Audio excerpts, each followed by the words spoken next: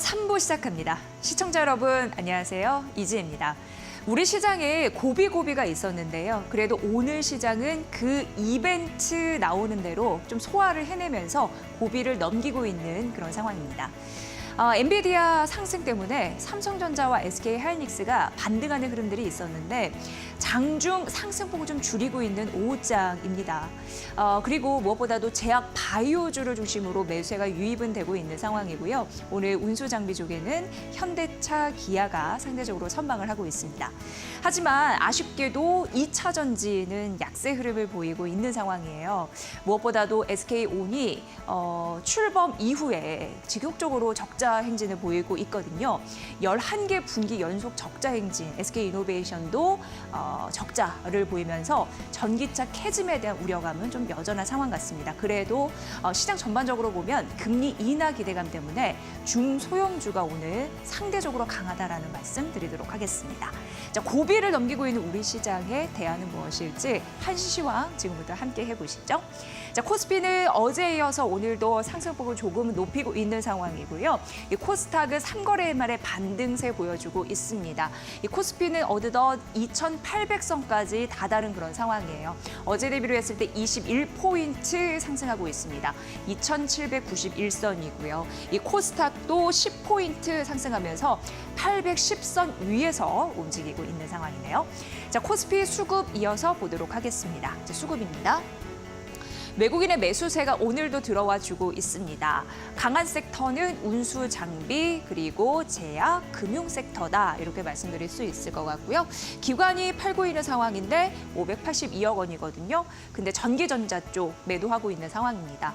바로 이어서 코스닥 보도록 하겠습니다. 자, 코스닥 가보면은 외국인과 기관의 쌍끌이 매수세가 들어오고 있습니다. 기관 쪽에서는 7거래 연속 들어오면서 55억 원, 외국인이 쌍끌이 매수 들어오죠. 동반 상승, 동반 매수 그러면서 350억 원 가까이 들어오고 있습니다. 특히 외국인이 제약 바이오 섹터 사주고 있습니다. 참고해 보시고요. 자, 바로 이어서 시장에 영향을 주고 있는 이슈 3가지 추려왔습니다. 함께 만나보시죠. 자, K전력 오늘 시장에서 이데일리 스핀에서도 자리를 좀 차지하고 있는 상황입니다. K전력에 대한 흐름들, 전력 기자재 업체가 방긋 웃고 있는 상황인데요. 세계적으로 전력 수요가 늘어나면서 이익을 얻고 있는 상황입니다. 자, 지금 AI 시대가 도래하면서 미국도 그렇고 우리나라 전 세계적으로 그러니까 반도체 생산 시설과 데이터 센터, 이 짓기 이런 흐름들이 나타나면서 전력 수요가 급증하고 있는 와중이었습니다. 게다가 최근 미국도 그렇고 유럽도 그렇고 신재생 에너지 보급이 늘고 있습니다. 게다가 전력망도 굉장히 노후된 게 많아요. 이거를 교체하려는 수요도 붙다 보니까 긍정적인 모멘텀이 하나, 둘 더 많은 상황이고요. 그런 의미에서 조금 더 살펴본다면 이 IEA라고 해서 국제에너지기구거든요. 거기에서 이제 분석한 결과를 보도록 하겠습니다. 2030년까지 글로벌 전력 수요는 더 늘어날 예정이라고 합니다. 이게 비교치는 2021년인데 이와 대비해서 24%나 늘 전망이라고 하니까 전력 수요가 앞으로도 가파르게 증가하겠구나라는 걸 느끼실 수 있을 것 같고요. 그러면서 국내 전력 기자재 수출 금액도 더 늘어날 것이다라는 게 자연스럽게 도출이 됩니다. 2020년 보면은 약 15조 단위에서 2023년 작년이었습니다. 이게 20조를 넘어섰는데 작년 한 해 기준으로 최고치였거든요. 그런데 앞으로 수요는 더 늘 것으로 예상돼서 올해가 다시 한번 역대 최고치를 기록하지 않을까라는 기대가 있는 상황입니다. 자, K전력, 전력 기자재 업체가 방긋 웃고 있다고 했는데 대표적인 기업을 생각해 보면은 이 기업을 빼놓을 수가 없습니다. 바로 HD 현대일렉트릭이에요. 지금 국내도 그렇고 국외도 그렇고 이 변압기, 전력기계의 대표적인 것도 변압기니까요. 변압기 공장, 그러니까 생산 설비 이런 부분을 증축을 하고 있는 상황이거든요. 대표적으로 미국 법인을 통해서도 현재 변압기 보관장을 준공하는 흐름들이 나타나고 있고 울산 공장도 증축에 나서고 있습니다. 그래서 이 두 곳의 공장 증축이 완료가 된다면 앞으로 연간 2,200억 원 매출이 증가될 것이다라는 예상치 또한 시장에서 바라보고 있으니까 참고해 보시면 될 것 같습니다. HD 현대일렉트릭 외에도 관련주로 효성중공업과 LS 일렉트릭도 있는데요. 이 두 기업 모두 증설 계획을 갖고 있으니까 참고해 보시면 좋을 것 같습니다. 빛나는 K전력, 오늘은 이런 흐름으로 봤고요. 오늘 제가 준비한 이슈 세 가지는 다 앞에 K가 붙었는데 두 번째 K는 뭘지 보도록 하겠습니다. 자, K바이오입니다. K바이오가 지난달에 반도체를 꺾고, 당연할지도 모르겠습니다. 반도체가 워낙 죽을 썼기 때문에. 근데 K반도체는 특별히 더 괜찮았다라는 말씀을 드려보도록 하겠습니다. 7월 KRX 헬스케어 지수인데 이게 셀트리온을 포함해서 75개 바이오 업체를 묶은 거거든요. 그 지수를 봤더니 7월에 14.44% 상승률을 기록했다더라. 이런 결과가 나왔습니다. 대표적으로 삼성바이오로직스, 오늘 기사 뜬 것도 보니까 연내에 4조 클럽에 입성할 것이다라는 가능성이 있던데요. 어쨌건 2분기 매출은 1조를 상회했습니다. 계약도 줄줄이 되고 있는 상황인데 대규모죠. 1조 4,600억 원, 이렇게 대규모 계약이 체결되고 있고 현재 7개 계약이 체결되고 있는 상황입니다. 그리고 한미약품 역시 2분기 영업이익이 1년 새에 75% 증가한 흐름들이 있었습니다.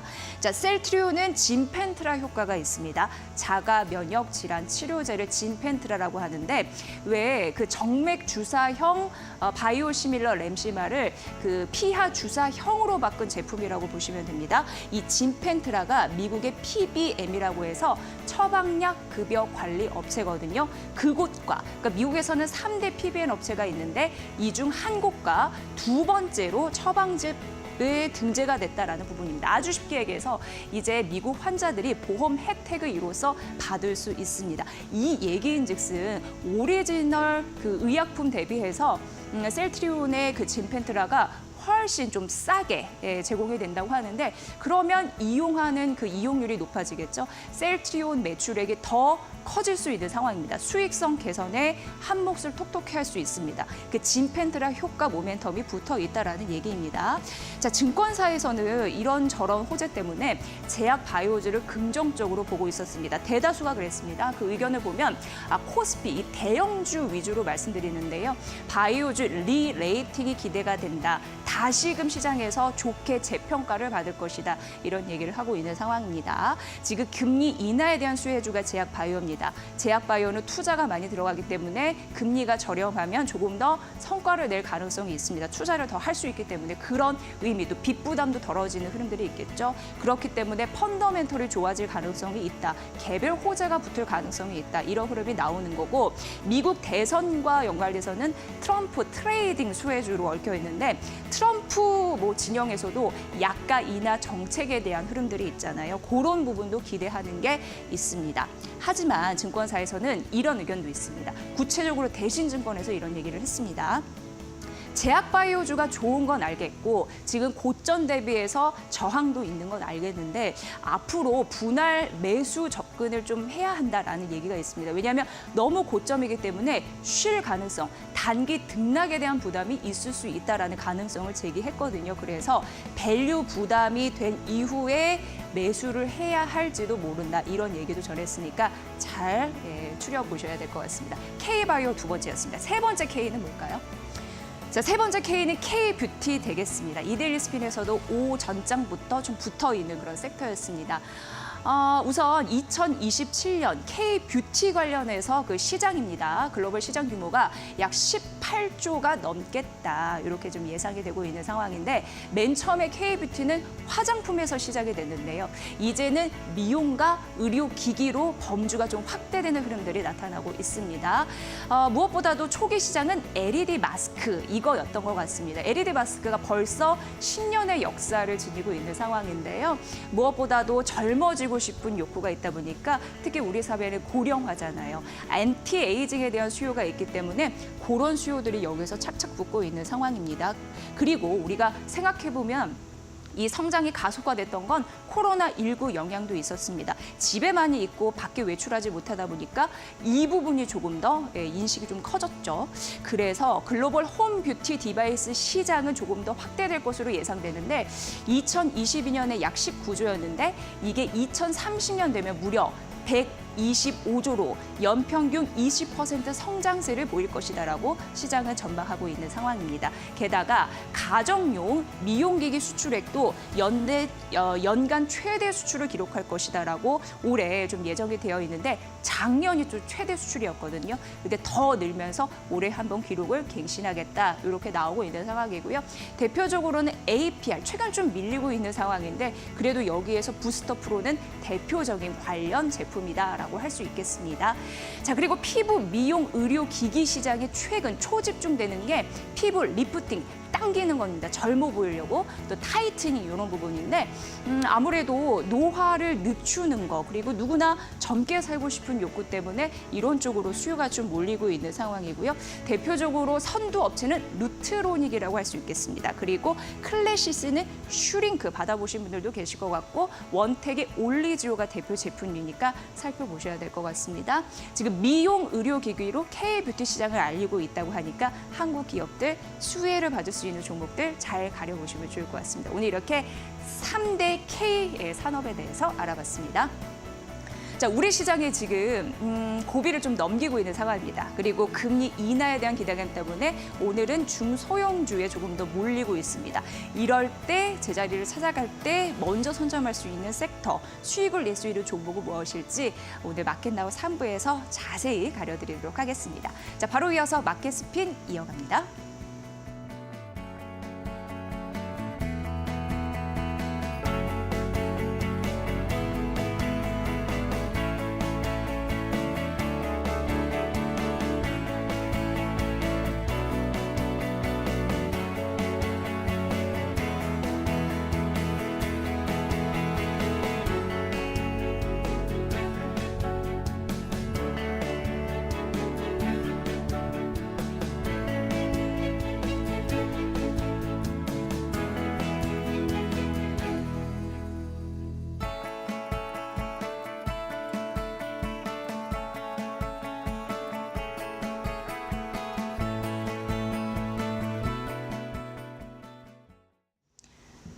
네, 여러분의 이은 마켓나우 3부 함께하고 계시고요. 마켓스핀으로 이어가 보도록 하겠습니다. 정우영 이데일리 온 파트너와 함께합니다. 파트너님 안녕하세요. 안녕하세요. 네, 오늘 좀 고비를 넘기고 있는 우리 시장이고 네. 지금 이렇게 보니까 그래도 네. 2차 전지가 오후장에도 조금 더 힘을 내고 있네. 이게 좀 눈에 들어왔습니다. 네, 맞습니다. 그리고 삼성전자와 SK하이닉스는 상승부를 켜고 있는데 네. 오늘 오전에 다 반도체 얘기했거든요. 네, 근데 맞습니다. 그거 외에 다른 섹터들이 좀 힘을 내네요. 이런 느낌이 이데일리 스핀에서 잡히고 있네요. 네, 맞습니다. 어제 오후장 이 시간을 통해 가지고 오후장에 갑자기 반도체 쪽으로 물량이 들어오고 있고 오히려 더 어제 오후장에 선 반영을 통해 가지고 오늘 시작과 동시에 갭상승은 오히려 더 음봉을 맞을 수 있다라고 어제 이 시간을 통해 좀 이야기 드렸는데 이게 우리나라의 이 매매의 이 룰 아닌가라는 생각이 듭니다. 여러분들 주식할 때 꼭 아셔야 됩니다. 전략을 어떻게 짜야 되는지. 선 반영이 나는 오후 시장 때에 관련 섹터가 장대 양봉을 냈다면 그걸로 인해 가지고 그 다음 날 갭상승이 나면 갭상승의 음봉 그리고 갭하락의 양봉. 그래서 대한민국 시장은 문 열고 들어가서 두 가지 관점으로 봐야 됩니다. 시장이 어떻게 미시장이 끝나든 우리나라 시장은 딱 5분 적용을 받고 시작합니다. 오히려 더 오늘 시장의 시작과 동시에 여러 방송을 통해 가지고 반도체 환호하는 이야기를 통해 가지고 우리가 지수와 종목의 이 기술적 패턴을 계산 안 하고 오로지 반도체만 희망을 걸고 반도체만 환호했다라고 하면 갭상승이 음봉 맞고 지금 다 물려 있을 겁니다.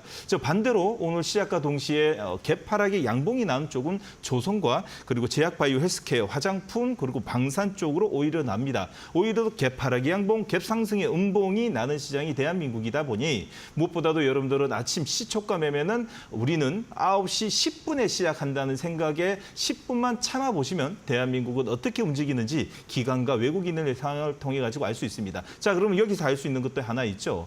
갭상승이 나서 추세가 갭상승의 음봉이 난 종목은 추세가 정배열이기 때문에 대기 매수가 붙는다는 뜻이고 추세가 꺾여가지고 갭상승에서 음봉이 난다는 것은 추세가 꺾기 때문에 되돌림 반등, 물려있는 물량들을 빨리 청산하고 정배열, 다시 말해서 주도주로 넘어가려고 그러는 형태 형태가 우리나라는 항상 존재하고 그걸 통해 가지고 우리는 제일 먼저 알아야 되는 것은 종목 공부 먼저 하시면 안 됩니다. 기술적 패턴에서 지금 현재 추세 우상향의 정배열이냐 아니냐에 따라 가지고 그 정배열이 만들어 놓는 기관과 외국인의 수급이 일정적으로 가지런히 들어온다면 그때부터 종목 공부를 해야 된다는 것을 오늘 뼈저리게 한번 알 수 있었던 날이 아닌가라는 생각이 듭니다. 그러면 차트를 보면서 잠깐 설명해 드리도록 하겠습니다.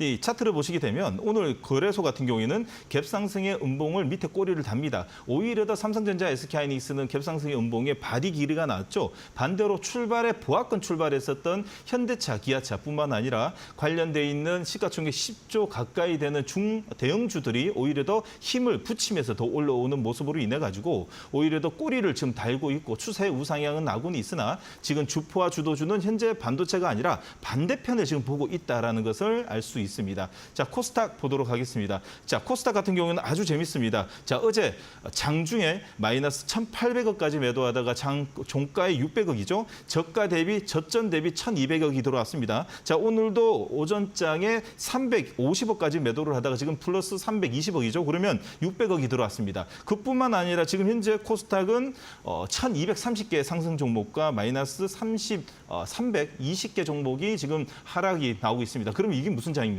반등장의 신호가 나왔다라는 것까지 알면서 여러분들은 현재 반등장에서 어느 섹터에 집중해야 되는지 잠시부터 여러분들에게 꼼꼼하게 체크해드리도록 하겠습니다. 네, 빨리 좀 만나보고 싶습니다. 자, 이데일리 스피는 딱 보면 현재 시장의 흐름을 쫙 볼 수 있거든요.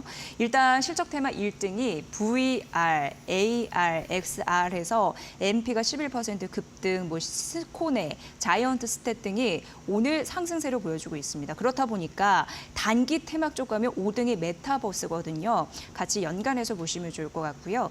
다시 실적 테마로 와서 2등은 K전력. 앞서서 이슈 브리핑에서 말씀드렸지만 재룡산업, 일진전기, LS, 가온전선, HD, 현대일렉트릭이 오늘 상승세를 보여주고 있습니다. 그런 흐름들이 장기 테마 1등 데이터 센터와 연관을 지을 수 있는 상황이고요. 단기 테마 2등이 구리입니다. 최근 구리값 급등에 따른 흐름들이 지속적으로 점검이 되고 있고 지금 장기 테마 2등이 2차 전지 장비인데 5등 자율주행이 또 여기 있거든요. 이런 흐름으로 업종 상위 보면은 4등의 2차 전지 섹터가 다시 좀 올라오고 있으니까 이런 흐름하고 비추어서 함께 살펴보시면 될 것 같습니다. 네. 자, 5호장 핫할 테마 첫 번째 보여주시죠. 여러분들 조금 전에 우리 앵커님이 말씀 이제 읽어드렸듯이 우리 이데일리 스핀 전광판만 보게 돼도 지금 현재 대한민국의 어떤 판으로 지금 돌아가고 있는지 한눈에 볼 수 있다라는 것을 말씀드리겠습니다. 자, 그러면 일단 조금 전에 말씀하셨듯이 실적 테마, 장기 테마, 단기 테마까지 시장을 보게 되면 이게 이 섹터가 단기적 관점인지 아니면 이건 밸류 관점으로 봐야 되는지 한눈에 나올 것 같습니다. 지금은 어닝 시즌의 이 시작을 이제 시작되는 시즌이죠. 그러다 보니 여러분들은 어닝 시즌에 맞춰야 된다, 포커스를 맞춰야 된다는 말씀과 함께 오늘도 화장품을 좀 들고 왔습니다. 자, 화장품의 실리콘투 역시 주도주이죠. 자, 주도주는 역시 자 꺾이지 않습니다.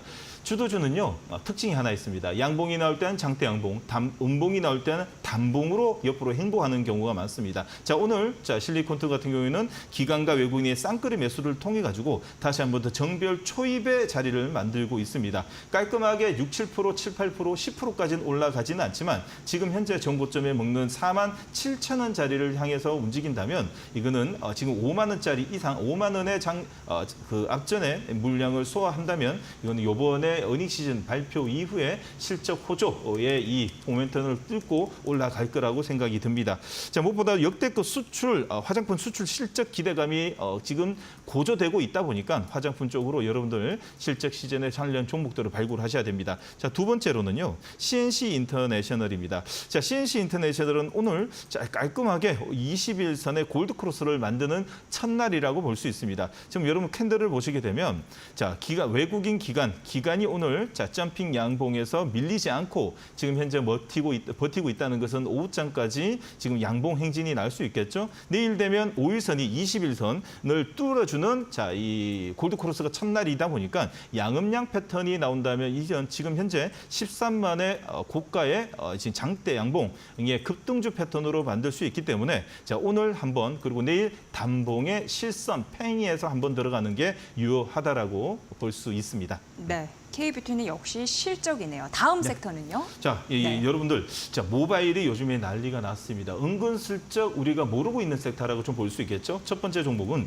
넥슨 게임즈입니다. 넥슨 게임즈는 자, 포스터 디센턴트의 흥행이 자, 연매출 3천억 달성을 할 거라는 오늘 보고서와 함께 목표가를 거의 36,000원까지 기존에 보다도 58%에서 60% 업사이드를 좀 냈습니다. 자, 지금 그러다 보니까 오늘 오전장에는 약간의 매도가 나오지만은 오후장이 들면서 프로그램 B차익까지도 좀 100만 주 그리고 현물까지도 18만 주가 들어오면서 장대 양봉을 내는데 역시 지금 현재 자리는 여러분 좀 부담되신다면 여러분들 내일 단봉에 음봉이 나오는 자리에서 좀 접근을 하셔야 될 것으로 판단이 되고요. 두 번째로 여러분들이 은근슬쩍 지금 현재 자리를 자, 추세 우상향을 만들어 놓고 있는 종목은 펄어비스입니다. 자, 펄어비스 자, 금원 사막 자, 뿐만 아니라 이 언제쯤 나오냐, 언제쯤 뭐 되냐 이야기 많은데요.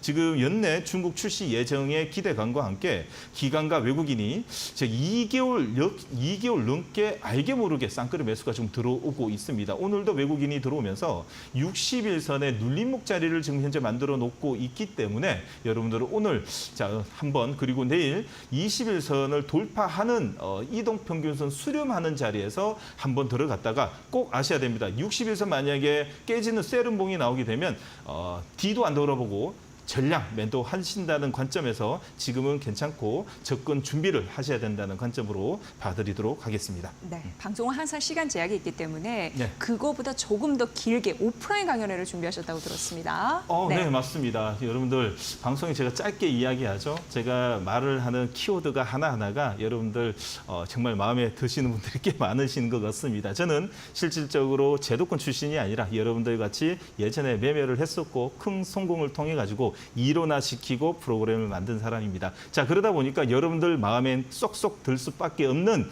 그런 포커스를 맞춰드립니다. 제가 여러분들 울산으로 찾아갑니다. 8월 10일이고요. 자, 울산을 선택한 이유는 경남, 부산, 그리고 경북, 대구, 그리고 포항까지도 아울러서 올 수 있는 자리를 좀 마련했고요. 밑에 안내가 나가고 있으니까요. 여러분들 많은 문의 부탁 좀 드리도록 하겠습니다. 네, 자 목요일 시장 오후장 공략주는 어떻게 가야 될까요? 자, 오후장 공략주 바로 좀 이야기 드리도록 하겠습니다. 자, 오후장 공략주는요, 여러분들, 자, 오늘 우리 앵커님이 제일 먼저 좀 인사이트를 좀 소개했던 세타입니다. 피부 미용 의료 기기에 파마 리서치를 좀 이야기 드리도록 하겠습니다.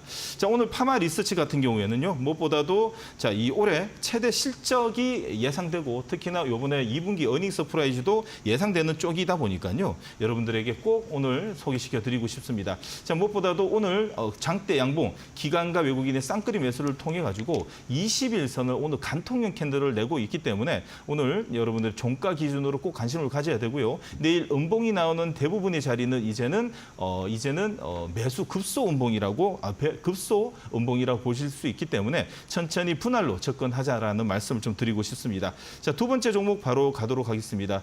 네. 자, 이 첫 번째 종목의 가격 전략은 17만 원, 목표가 17만 원 두고요. 손절가 13만 7천 원 이야기 드리도록 하겠습니다. 자, 그 두 번째 종목은요. 자, 비보존입니다. 자, 비보존을 잠시만요. 자, 비보존을 쳐보도록 하겠습니다. 비보존이 있고 야. 비보존 제약이 있는 거죠? 네, 맞습니다. 예. 비보존 제약이 있는데 지금 비보존 제약을 말씀드리자면요. 예. 여러분 오늘 기관과 외국인의 쌍끌이 매수가 상당히 좀 많이 들어오고 있습니다. 그 이유를 보게 되면 비마약성 진통제, 자, 오피란제린의 품목 허가 기대감도 있고요. 특히나 실적이 이제는 턴어라운드가 되고 있습니다. 우리가 제약바이오를 보게 되면 실적이 그렇게 높지는 않습니다. 그러나 적자에서 흑자로 돌아서는 가운데 자, 관련돼 있는 모멘텀까지 같이 붙여진다면 이렇게 오늘처럼 급등의 차트가 좀 만들어질 수 있다라고 좀 말씀드리고 싶고요. 시가총액이 2천억밖에 하지 않고 현재 이 기대감이 상존돼 있는 자리에는 추가적인 상승이 어느 정도 보입니다. 그러나 오늘 15% 가까이 뛰었기 때문에 내일 음봉 공략뿐만 아니라 따라오는 5일선 공략을 통해 가지고 단기성 이 트레이딩 관점으로 좀 봐주셨으면 합니다.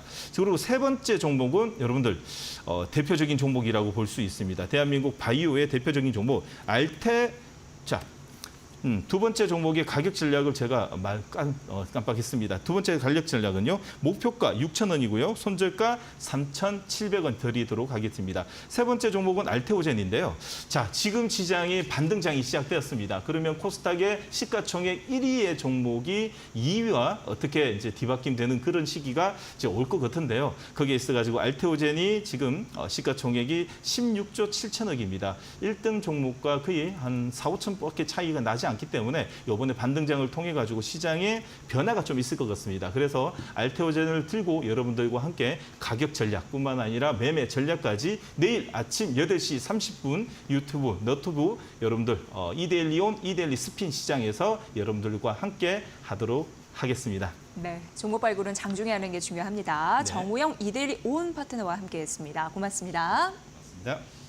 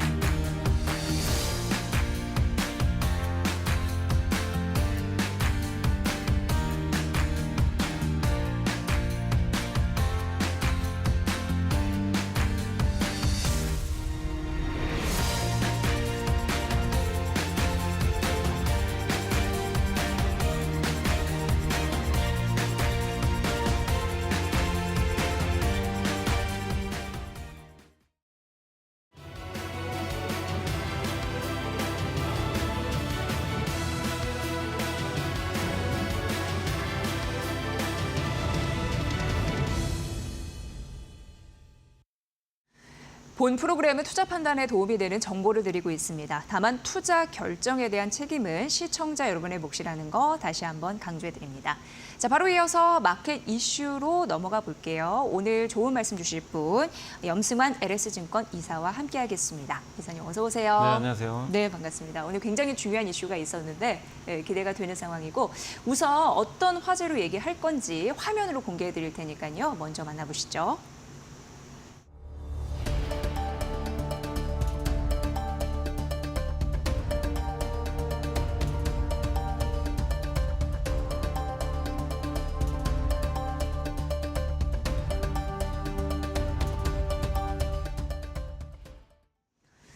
네, 시장은 7월 FOMC에 대한 결과를 일정 부분 반영은 하고 있는 것 같습니다. 두 가지 얼굴이 있었는데요. 기정사실은 아니더라도 9월 금리 인하 되겠나라는 인식은 있었고 아니다, 조금 더 지표 보면서 피벗이 조금 더 지연될 가능성도 있다라는 매파의 얼굴도 있었는데 이사님께서는 어떻게 보셨는지요? 사실 저는 좀 그래도 비둘기였던 것 같아요. 비둘기가 좀 더 우세했다. 왜냐하면 지금 이제 이제 FMC에서도 뭐가 좀 바뀌었냐면 예전에는 물가를 더 중요하다라고 얘기를 했었거든요. 근데 이번에 물가도 중요하지만 이제 거기에 고용이 같이 들어갔어요. 이제 두 가지 책무를 더 신경 쓰겠다. 그 얘기는 이제 고용을 더 신경 쓰겠다는 얘기니까. 근데 최근에 고용 지표가 좀 안 좋거든요. 약간씩 둔화되니까. 결국 그걸 보면 이제 금리 인하를 할 준비를 끝내고 있구나 이렇게 좀 느낄 수밖에 없고 또 기자들이 질문했을 때 일단 7월 달 금리 인하는 물론 안 했지만 이번에도 논의를 했다고 하더라고요. 했고 9월에 할 수도 있다라고 이제 이 파웰 의장이 언급을 했기 때문에 물론 뭐 확답은 안 했어요. 또 그건 그때 가봐야 된다 이렇게 좀 했기 때문에 9월에 또 가봐야 되겠지만 근데 지금 뭐 아마 이 방송 보시는 분들도 다들 아실 거예요. 뭐 9월에 하는 건 이제 거의 100% 아니냐 다 예상을 하고 계시기 때문에 시장에 영향을 안 줬고 이제 관심은 그거죠.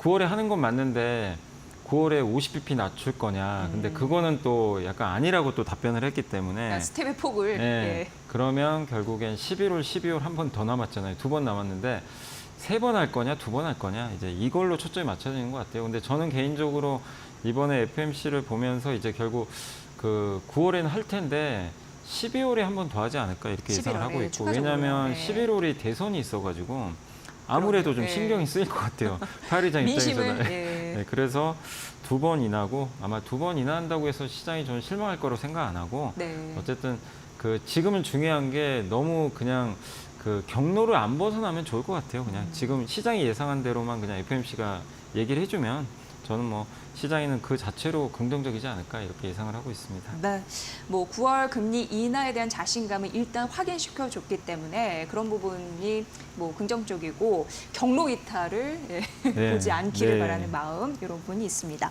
자, 증시 최대 변수 하나는 또 미국 대선이라고 할 수 있겠습니다. 거의 민주당 유력 후보이죠. 해리스 부통령의 지지율과 호감도가 급상승하고 있어서 공화당도 약간 쫄고 있는 모습, 이런 흐름들이 좀 포착이 되고 있다는 기사도 있는데, 미국 대선 시나리오는 이사님 어떻게 보십니까? 그러니까 이게 너무나 예측이 어려운 게 얼마 전만 해도 다 트럼프 얘기만 했거든요. 그러니까요. 지금 트럼프 얘기 기사도 안 나와요.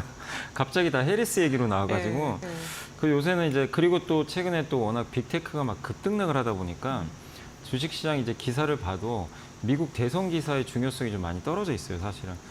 그리고 지금 이제 지지율도 이번에 경합주에서 해리스 부통령이 막 이긴다는 얘기도 좀 나오더라고요. 그러니까 결국엔 우리가 얼마 전만 해도 마치 그냥 트럼프 전 대통령이 될 것처럼 다 예상을 했지만 지금 분위기 완전히 바뀌어가지고 그냥 이제 호각지세다.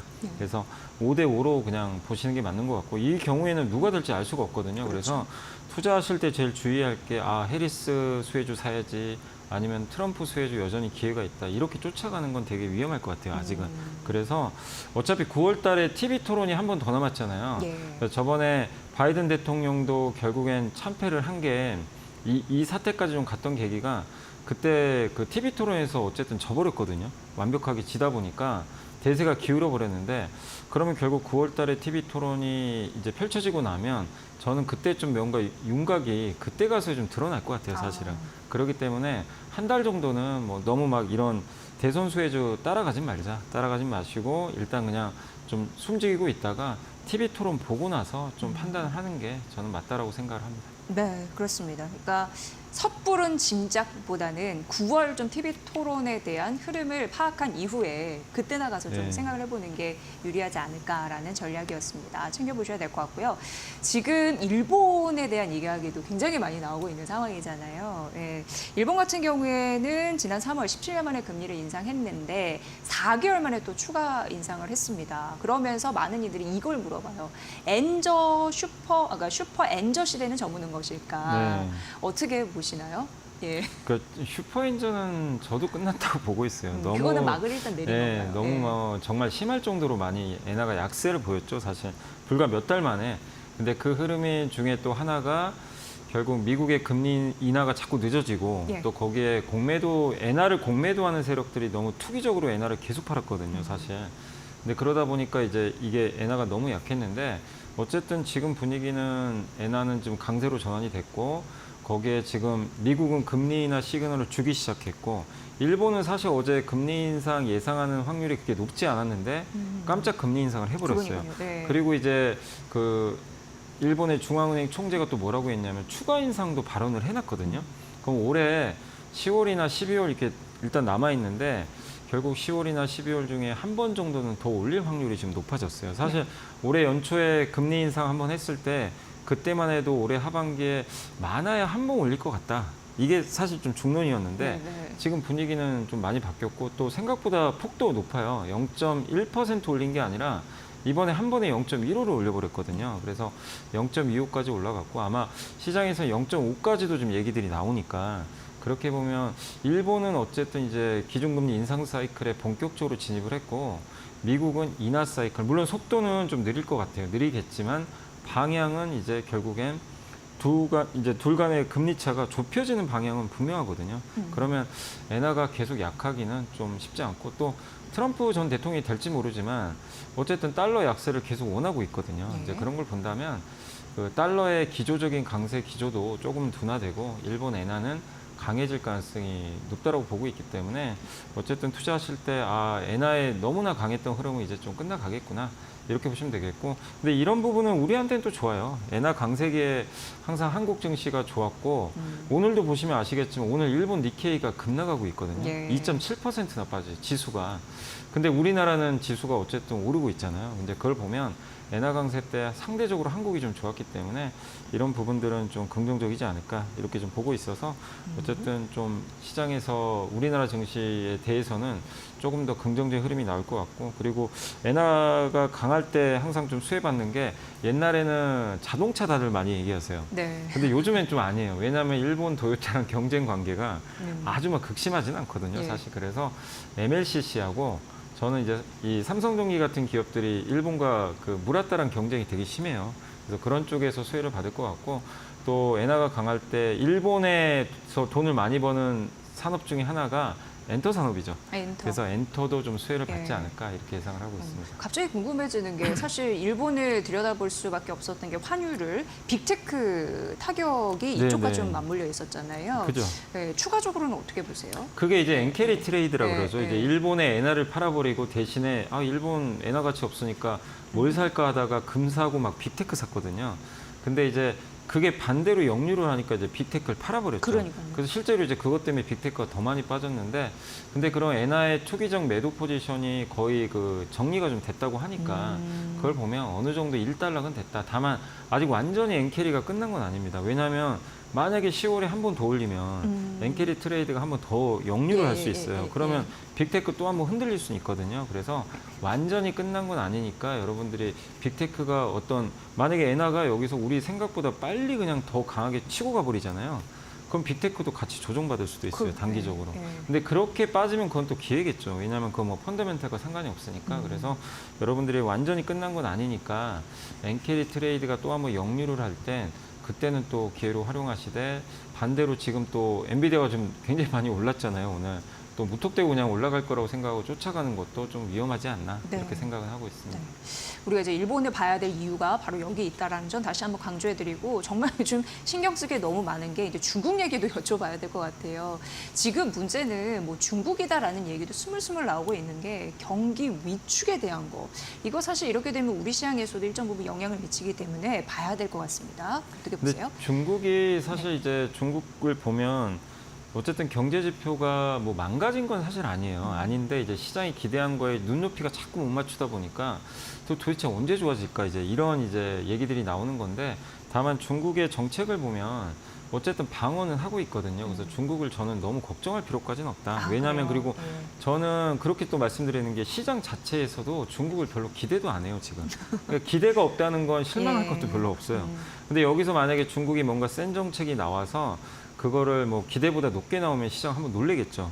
근데 아직은 그것까지는 아니거든요. 그래서 뭐 실망할 것도 없고 지금 중국은 크게 기대할 것도 없는 좀 밋밋한 그런 흐름이라고 보시면 되겠고, 근데 어쨌든 중국 정부가 이구안신이나 특별국채 발행해서 소비를 좀 진작하고 인프라 투자 이렇게 늘리려고는 하는 거는 긍정적인데, 네. 그게 좀 시차가 있는지 좀 경제 지표에는 아직은 많이 반영이 안 되는 것 같습니다. 그래서 중국에 대해서 너무 막 부정적으로 보실 필요는 없겠지만 기대하기에는 아직은 뭐 부동산 가격도 그렇고 뭔가 좀 그 기대를 넘어서는 수치가 아직까지 못 나오고 있기 때문에, 일단은 저는 중국 쪽은 뭐 나쁘게 본다 이거보다도 좀 일단 조금 더 데이터가 좋아질 때까지 조금 지켜보자, 이런 좀 말씀을 드리고 싶습니다. 네, 중국 걱정 투머치 이렇게 말씀을 해주셨습니다. 이사님, 오늘 이제 8월 첫 거래일이잖아요. 이게 보여지고 있는 상황인데 어떤 전략으로 임해야 될까요? 8월은?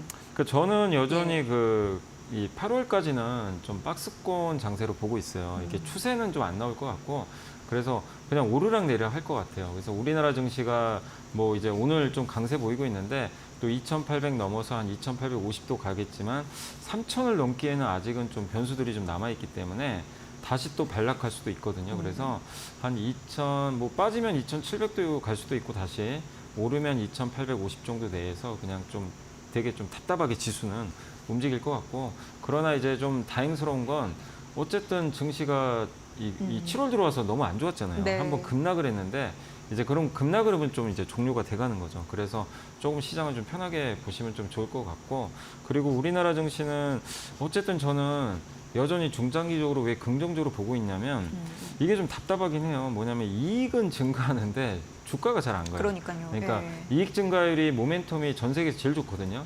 근데도 주가가 굉장히 소외받고 있어요. 그래서 그게 좀 괴리가 생겨서 좀 아쉽긴 한데, 근데 그건 돌려 말하면 한국 증시는 크게 빠질 만한 그런 일도 별로 없다는 거죠. 그리고 아까 말씀드린 대로 엔화가 강해졌기 때문에 이 부분도 좀 모멘텀을 저는 받지 않을까 이렇게 좀 보고 있습니다. 그래서 너무 큰 우려는 할 필요는 없지만 미국 증시가 지금 박스에 좀 갇혀 있기 때문에 위가 열리기는 좀 어렵다는 거 염두에 두시고 시장은 조정받을 때 비중은 좀 늘려가자. 그리고 우리나라가 보통 이렇게 이익이 증가할 때 평균적으로 2달 정도 조정을 받고요.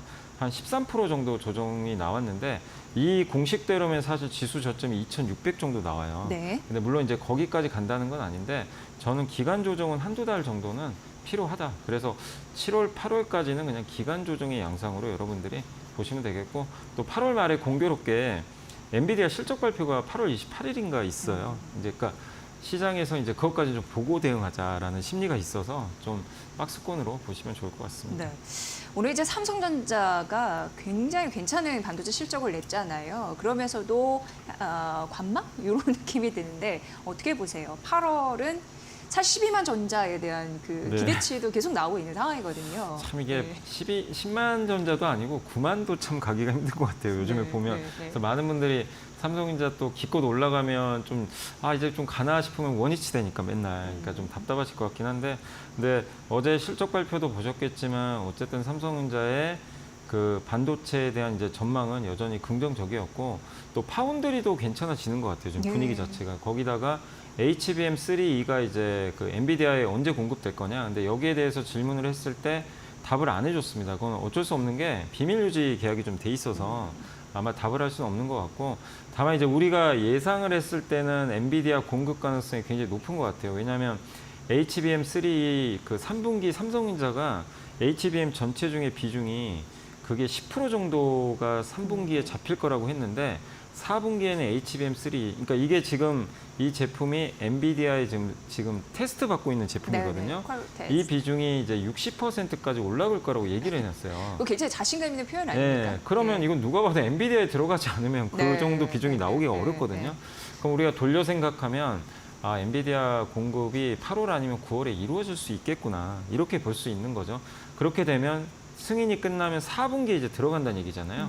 그래서 4분기엔 본격적으로 공급이 이루어질 것 같아서 어쨌든 삼성전자는 너무 좀 답답한 종목은 맞지만 여유 있게 좀 인내심 발휘하셔서 이렇게 안 좋을 때 투자하신 분들한테 항상 좋은 결과 좋고, 좋다고 막 또 10만 전자 이제 가나 그럴 때 또 뒤늦게 사시면 또 물리고, 네, 그러니까요. 항상 좀 네. 그러니까 위에서 사면 고통 주고 안 좋을 때 남들이 비난할 때 사면은 또 나중에 그 뭔가 좀 긍정적인 결과를 주는 그런 게 있었기 때문에, 그래서 저는 여기 좀 부진할 때 오히려 좀 기회로 활용하는 것도 좋지 않을까 생각을 하고 있습니다. 네, 궁금하실 것 같아서 제가 대신 여쭤봤습니다.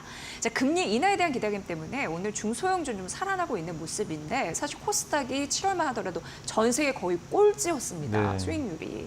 자, 그렇다면은 8월은 좀 달라질까? 중소형주 투자 전략은 어떻게 봐야 될까요? 미국과 한국의 중소형주는 사실 좀 결이 달라요. 네. 이제 미국의 중소형주는 말 그대로 가치주가 되게 많고, 한국은 중소형주가 코스닥의 이 성장주가 되게 많죠. 그래서 뭐 러셀 2000 가니까 한국의 코스닥 간다, 이렇게 좀 잣대를 대입하시면 전혀 안 맞습니다. 그렇군요. 그렇게 생각하시면 안 될 것 같고, 그리고 이제 우리가 생각하는 이제 중소형주들이 대부분 코스닥에 있는데, 코스닥을 한번 분해를 보시면 지금 시총이 제일 큰 게 원래는 2차 전지인데 최근에 바이오가 급부상했죠. 그래서 바이오하고 어쨌든 2차 전지, 반도체, 소부장 이 세 개가 제일 큰 축이고, 그 밑에 뭐 화장품이나 이런 쪽이 있는데, 어쨌든 중소형주 중에서 여러분이 봤을 때 제일 못 올랐던 섹터는 2차 전지거든요. 그래서 그러니까요. 저는 오늘 살짝 고개 들고 오늘 있거든요. 조금 이제 약간 분위기가 좀 바뀌긴 네, 하더라고요. 네. 그래서 결국엔 2차 전지가 살아나야 코스닥 전체 분위기가 살아나요. 왜냐하면 바이오는 한번 살아나줬거든요. 예. 그래서 2차 전지, 근데 한번 생각해 보시면 2차 전지가 여기 진짜 최악인데 더 나빠질 게 사실 있을까? 그런 생각도 좀 들거든요. 오늘 또 네. LG엔솔도 올라가고, 그래서 더 나빠질 만한 분위기는 저는 아니라고 좀 보고 있고, 이미 노출은 됐고, 또 거기에 해리스 부통령이 어쨌든 지지율이 올라가는 거는 누가 될진 모르지만 트럼프가 된다고 다들 생각했는데 이 공식이 좀 깨지고 있잖아요. 그러면 뭔가 좀 기대감이 생길 수도 있어요. 네. 그래서 그런 걸 본다면 2차 전지 그냥 지금 포기하지 마시고 어쨌든 언제든지 올라갈 수 있는 모멘텀들은 좀 남아 있기 때문에 한번 2차 전지만 살아난다면 저는 분위기는 바뀔 수 있다. 다만 이제 중소형주 중에서 하나만 더 봐야 될 건 금투세입니다. 금투세. 금투세. 네, 요거를 빨리 좀 정치권에서 해결을 해주셔야 되는데 아직도 지금 해결이 안 되고 있잖아요. 이번 세법 개정안에 명시는 됐습니다만. 근데 사실은 민주당이 다수당이라 거기서 결론을 내줘야 되거든요. 그렇죠. 그래서 아직은 이제 그 민주당 내에서도 결론이 안 난 것 같은데 요게 어쨌든 유예든 폐지가 된다면 연말에 코스닥도 저는 괜찮게 봐요. 근데 지금처럼 질질 끌면 코스닥 투자 안 하려고 하겠죠. 금투세에 사활이 걸렸다 이런 느낌이 그래서 오히려 듭니다. 저는 금투세가 정말 왜냐하면 코스피는 거래 대금이 유지되는데요. 코스닥의 거래 대금이 3분의 1 톤이 났어요. 엄청 망가졌잖아요, 지금. 그러니까 거래를 안 해요. 지금 코스닥에 접근을 안 하시니까. 그래서 저는 이 세금 이슈가 무엇보다 좀 중요하다고 우리나라에선 이렇게 판단하고 있습니다. 네. 어쨌든 의견은 금투세는 이건 빨리 좀 해결이 돼야지 투자 심리가 살아난다라는 거고 또 코스피나 뭐 시장이나 2차 전지 관련주 바닥 따지기는 끝나지 않았나 이렇게 좀 들렸습니다. 참고해 보시고요. 자, 그리고 마지막으로 8월에 집중해봐야 할 업종과 투자 전략이 있다면 어떻게 보십니까? 어쨌든 지금 이렇게 또 증시 올라가는 국면에서 쫓아가지 마시고 좀 내려올 때 변동성에 의해서 비중 확대하시면 좋겠고 반도체 대형주하고 중소형주도 이번에 좀 많이 빠졌잖아요. 그래서 다시 한번 조정 나오면 기회가 될 것 같고 그리고 하반기에 모멘텀 제일 좋은 업종은 제가 봤을 땐 제약바이오 쪽 같아요. 바이오. 그래서 그쪽은 좀 주도주로 보시면 좋겠고 또 금리 떨어지면 수혜받는 게 우리가 보통 증권건설 얘기도 많이 하지만 리츠도 저는 괜찮다고 보거든요. 리츠? 리츠도 한참 몇 년 전에 유행했다가 금리 오르면서 완전히 주가가 안 좋아졌는데 다시 이제 금리 인하 사이클 시작되니까 한번 볼만하고요. 아까 말씀드린 이제 엔터나 MLCC는 엔고 이제 수혜주가 되겠죠. 거기에 이제 요즘에 OLED 쪽도 업황이 좀 좋아지고 있는데 주가 많이 빠졌더라고요. 그래서 이런 섹터들 한번 8월에 여러분들이 주목해 보시면 좋을 것 같습니다. 네. 전반적으로 눌렸을 때 비중 확대 의견 주셨고 반도체의 기회 있고요. 그리고 무엇보다도 바이오는 주도 섹터 될 수 있다. 그리고 리츠도 관심 있게 봐라라는 전략 해주셨습니다. 염 이사님과 함께 8월의 전략 세워드렸으니까 잘 참고해 보시면 될 것 같습니다. 자, 마켓 이슈 LS증권의 염승환 이사와 함께했습니다. 잘 들었고요. 다음 번 또 부탁드리겠습니다. 네, 고맙습니다.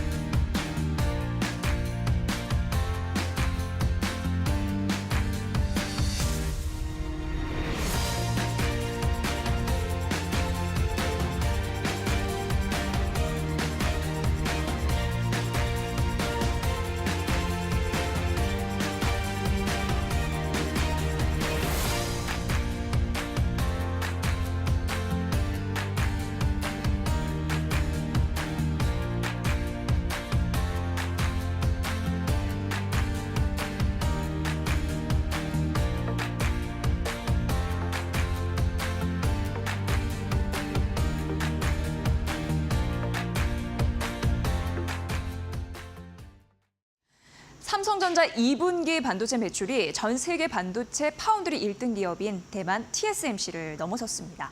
그 삼성전자 아픈 손가락이었던 HBM 2분기 매출이요. 전분기 대비 50% 증가했고요. DDR5와 SSD를 대표하는 고부가 가치 반도체 판매가 급증한 까닭입니다. 삼성전자는 잘 아시다시피 글로벌 드램 시장 1위이고 낸드 플래시 시장 1위입니다. 이는 온 디바이스 AI 시대에 삼성전자 수익성을 높일 수 있는 요소입니다. 12만 전자 가능성도 커지고 있습니다. 삼성전자는요, 신제품 5세대 HBM인 HBM3E를 3분기부터 양산한다고 밝혔습니다. 오는 4분기 삼성전자는 이 전체 HBM 매출의 60%가량을 차지할 것이란 예상입니다. 벌써부터 이 삼성전자의 올해와 내년 실적이 반도체 슈퍼사이클이 온 2018년 3분기 기억나시죠? 이에 근접할 것이란 전망들도 나오고 있습니다. 삼성전자, 반도체 왕자를 되찾는 건 시간 문제로 보입니다. 이제 뷰였습니다. 자, 마켓나우 3부 오늘은 여기까지고요. 저희는 최선을 다해서 내일 오후 1시에 여러분을 또 뵙겠습니다. 시청해주신 여러분 고맙습니다.